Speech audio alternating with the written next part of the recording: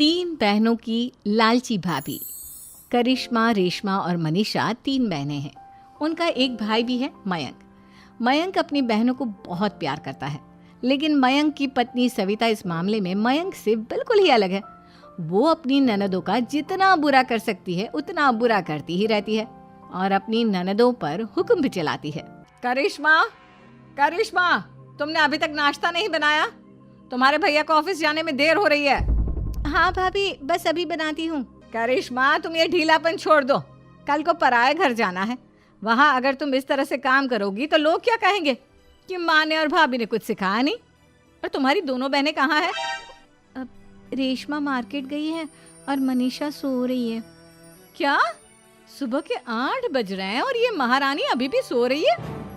ये कहते हुए सविता अपनी सास दुर्गा देवी के पास जाती है। माँ जी, देख रही हो अपनी बेटियों के तौर तरीके? क्या हुआ बहू, सुबह सुबह क्या कर दिया मेरी बेटियों ने?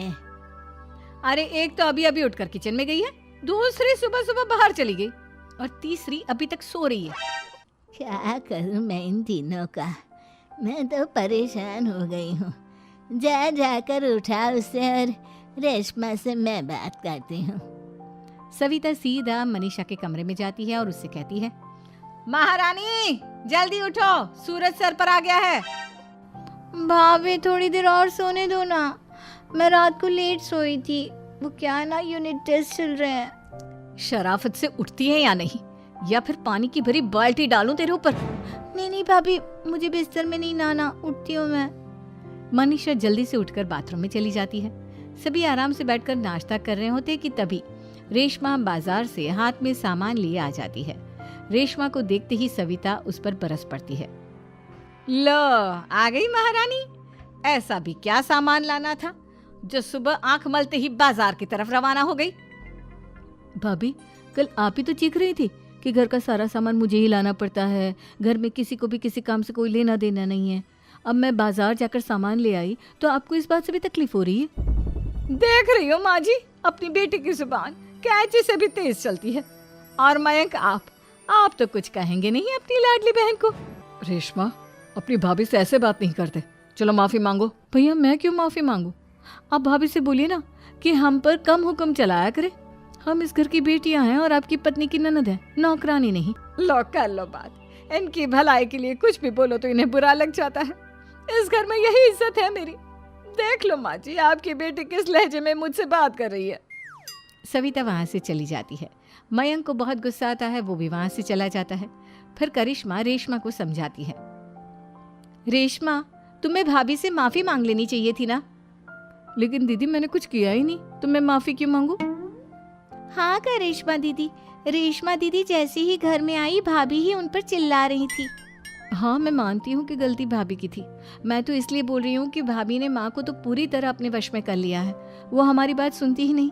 मयंक भैया हमारे लिए हमेशा खड़े रहते हैं, इसलिए उनकी बात का मान तो तुम्हें रखना चाहिए था ना। कोई फायदा नहीं दीदी, कुछ दिनों की बात और है, भाभी उन्हें भी हमारे खिलाफ भड़का देंगी। फिर वो भी माँ की तरह हमारी किसी बात का विश्वास नहीं करेंगे। इसी तरह सविता अपनी तीनों ननदों को किसी न किसी बात पर परेशान करती रहती थी। एक दिन मयंक अपनी तीनों बहनों के लिए गिफ्ट लाया। क्या रेशमा, ये तुम्हारे लिए हार का सेट। रेशमा, तुम्हारे लिए सुंदर सी ड्रेस। और मनीषा, तुम्हें किताबें पसंद है ना, तुम्हारे लिए किताबें लाया हूँ। थैंक यू भैया। थैंक यू भैया। थैंक यू भैया। करिश्मा, तुम्हारा नेकलेस कितना सुंदर है। ये भैया कहाँ से ले आए होंगे? मैंने भैया को 3 दिन पहले फोन पर ये डिजाइन दिखाया था और आज भैया ये ले आए। सविता तो अपनी ननदों के गिफ्ट्स देखकर जल गई और करिश्मा का नेकलेस तो उसे भी बहुत पसंद आया था। अपनी बहनों के लिए कितना अच्छा नेकलेस लेकर आए हैं, मुझे कभी कोई गिफ्ट नहीं दिया। मैं आज ही ये हार चुरा लूंगी। रात में सविता करिश्मा का हार चुरा लेती है और इसी तरह उसे अपनी ननदों की जो भी चीज़ अच्छी लगती वो उसे मांगती नहीं, बल्कि रात के अंधेरे में चुरा लेती। इसी तरह दिन बीतते गए और सविता ने मयंक के दिल में भी उसकी बहनों के लिए नफरत पैदा कर दी। एक दिन मयंक ने करिश्मा और रेशमा के लिए रिश्ता देखा और ये बात उसने घर में सबको बताई। माँ, करिश्मा और रेशमा के लिए बहुत अच्छा रिश्ता आया है। वो लोग कल इन्हें देखने आ रहे हैं। आप और सविता मिलकर सारी तैयारी कर लेना। ये सुनकर करिश्मा और रेशमा खुश हो जाती हैं, लेकिन सविता सोचती है, अगर इन दोनों बहनों की शादी हो गई तो घर और बाहर का काम कौन करेगा? मनीषा तो एक नंबर की कामचोर है, उससे तो किसी बात की उम्मीद लगाना ही बेकार है। मुझे इस शादी को रोकना होगा। अगले दिन सभी लड़के वालों के स्वागत की तैयारी करने में लगे होते हैं। तभी मयंक अपनी बहनों से आकर कहता है, तैयार हो गई तुम दोनों? देखो दोनों लड़के बहुत अच्छे हैं, मैं कोई कसर नहीं छोड़ना चाहता, इसलिए तुम उनके सामने अच्छे से बिहेव करना और अपनी भाभी से लड़ने मत लग जाना। करिश्मा, तुम वो नेकलेस पहन लो ना जो मैं तुम्हारे लिए लाया था। भैया मैं बहुत देर से वो नेकलेस ढूंढ रही हूँ, लेकिन मुझे मिल ही नहीं रहा। क्या तुमने नेकलेस खो दिया? तुम्हें पता भी है वो कितना महंगा था? तुम कोई काम ढंग से नहीं कर सकती। मयंक गुस्से में वहां से चला जाता है। थोड़ी देर बाद लड़के वाले भी आ जाते हैं। वो दोनों बहनों को पसंद कर लेते हैं और रिश्ता पक्का हो जाता है। लेकिन सविता के दिमाग में तो कुछ और ही खिचड़ी पक रही थी। वो पंडित जी के पास करिश्मा की कुंडली लेकर जाती है और उन्हें पैसे देकर करिश्मा की कुंडली बदलवा देती है। जब लड़के वालों के पास करिश्मा की कुंडली जाती है तो वो दुर्गा को फोन करते हैं। बहन जी, हमने करिश्मा की कुंडली अपने पंडित जी को दिखाई थी। आपकी बेटी की कुंडली नहीं बल्कि दोषों का पिटारा है। देखिए, मैं और मेरे पति इन सब बातों में बहुत विश्वास करते हैं, इसलिए हम आपकी बेटी से अपने बेटे की शादी नहीं करा सकते। इस तरह करिश्मा का रिश्ता टूट जाता है और सभी घर वालों को बहुत दुख होता है। अब कविता सोचती है, चलो करिश्मा का तो रिश्ता टूट गया, अब रेशमा का भी रिश्ता तोड़ना है। क्या करूं? अब सविता आवाज बदलकर किसी अननोन नंबर से रेशमा के होने वाले ससुराल में फोन करती है। हेलो, मैं कौन हूँ कौन नहीं ये आपके लिए जानना ज़रूरी नहीं।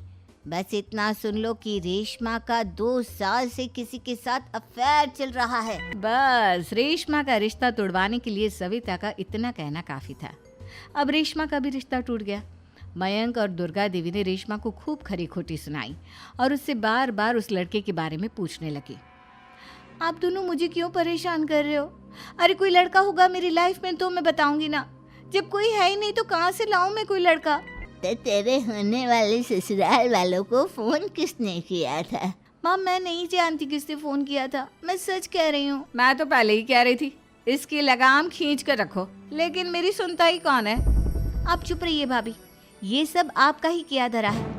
अब तीनों बहनों को विश्वास हो जाता है कि ये सब उनकी भाभी ही कर रही है। तीनों बहनें अपनी भाभी को सबक सिखाने के लिए एक वकील कर लेती है और घर में हिस्सा मांगना। देखो भैया, माँ बाप की जायदाद में जितना बेटों का हक होता है उतना ही बेटियों का, इसलिए इस घर के 4 हिस्से होंगे और हमें अपना हिस्सा चाहिए।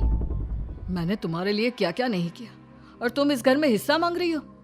भैया, आप और माँ हम बहनों की कोई बात नहीं सुनते हो और भाभी हमारी शादी नहीं होने देगी क्योंकि उन्हें लगता है कि आप हमारी शादी में ज्यादा पैसा लगाओगे और उन्हें हम जैसी फ्री की नौकरानी कहाँ मिलेगी। तो हम भाभी के साथ तो रह नहीं सकते, हम बहनों को अपना हिस्सा चाहिए। अरे तुम्हें शर्म आनी चाहिए अपने भाभी पर ऐसा इल्जाम लगाते हुए। वो तुम्हारे बारे में कितना सोचती है। हाँ माँ, भाभी हमारे बारे में बहुत सोचती है, दिन रात बस यही सोचती रहती है कि किस तरह से अपनी तीनों ननदों को परेशान करूं और कभी मुझे पढ़ने भी नहीं देती। दोनों बहनों का रिश्ता भी तो इन्होंने ही तोड़वाया है और रात में हमारे कमरे में आकर हमारी चीजें भी चुराती हैं। इसी तरह सविता की तीनों ननदें अपनी बात पर अड़ी रही। अब कोर्ट में तारीख भी शुरू हो गई। जब सविता को लगा कि उसकी तीनों ननद इतनी आसानी से नहीं मानने वाली, तो उसने अपने पति और सास को सारी सच्चाई बता दी और अपनी तीनों ननद से माफी मांगी। मयंक और दुर्गा को भी अपनी गलती का एहसास हो गया। अब सविता खुद करिश्मा और रेशमा के लिए अच्छा रिश्ता ढूंढती है और उनकी शादी करवाती है।